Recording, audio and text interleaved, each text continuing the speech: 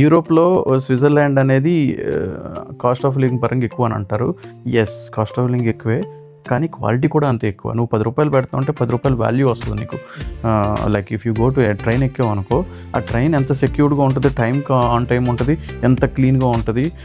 So నేనేమంటానంటే ఇక్కడ quality of life చాలా హై ఉంటది. అండ్ సేమ్ సాలరీస్ కూడా మంచి హైగా వస్తాయి. And most important thing is security. ఒక ప్రిన్సిపల్‌తో పాటు వచ్చిన డీన్ తనేమన్నాడంటే, మీరు ఈ స్విట్జర్లాండ్‌లో ఉన్నారు కదా, ఇక్కడ ఎవ్రీథింగ్ ఈజ్ ఫ్రెష్ ఎయిర్ ఉంటది, ఫ్రెష్ వాటర్ ఉంటది, ఫ్రెష్ థాట్స్ వస్తుంటాయి. సో ఇన్నోవేటివ్ కంట్రీస్‌లో స్విట్జర్లాండ్ నెంబర్ 1. సో అన్నీ ప్యూర్‌గా ఉంటాయి, ఫ్రెష్‌గా ఉంటాయి. So make use of these things అని అంటాడనమాట ఆయన. సో నేను very good place to move.